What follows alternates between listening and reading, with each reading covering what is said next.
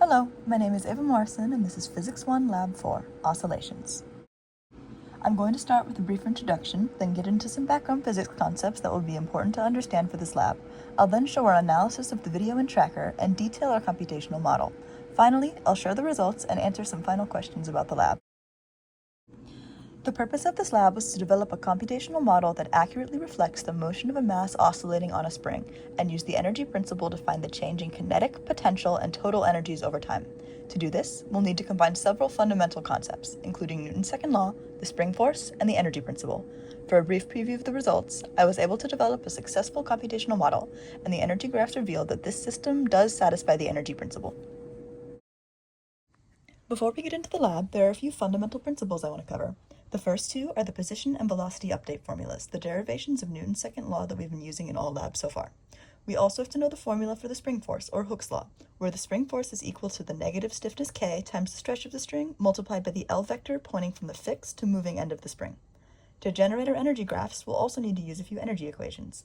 The first is the gravitational potential energy, which is equal to the mass of the object multiplied by the change in height and near-Earth gravity constant. The spring potential energy is equal to L minus L naught squared multiplied by 1/2 k. Finally, kinetic energy is equal to 1/2 mv squared. The energy principle states that the change in energy of the system is equal to the work done on the system, assuming no heat exchange. Additionally, in our system, the total change in energy is equal to the sum of the kinetic, gravitational, and spring potential energies. Since our system in this experiment is isolated, we can also assume that delta E is 0. Shown below is the setup for tracker analysis of the spring mass system, along with the graphs of x and y position generated by this analysis. The origin is placed at the fixed point of the spring, and a 0.7 meter calibration stick represents the relaxed length of the spring. Here, we include the mass, spring, and earth in our system, and nothing in the surroundings. As we can see, the motion of a mass on a spring is sinusoidal, and produces these nice curved lines in our findings. To create our computational model, I first had to define the initial conditions using data from our tracker analysis. Since the mass was released from rest, the initial velocity is 0. I also needed to define the stiffness and relaxed length of the string, which were provided in the instructional video. Next, I had to define L, L hat, and S.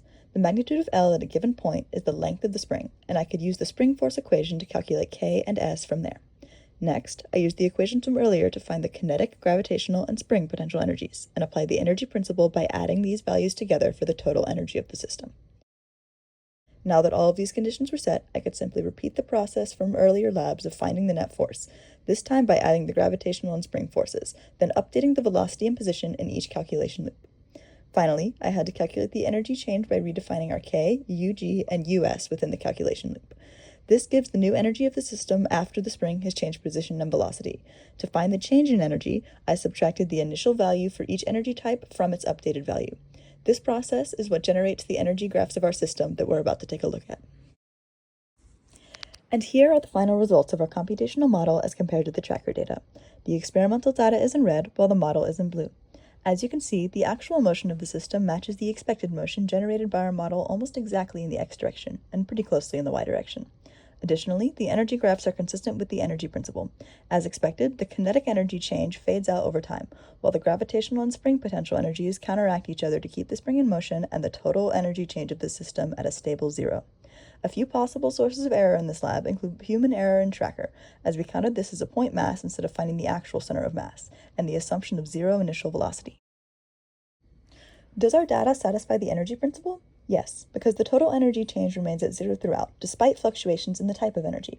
This means that while energy is converted into different forms, it is neither lost nor gained as the spring oscillates, satisfying the law of conservation of energy.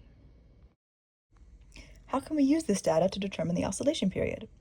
Because oscillation period is defined as the time for the spring to complete one full cycle of motion, we can simply take the average distance between the peak of x and y position graphs of our tracker data, or the red curve on our final graphs.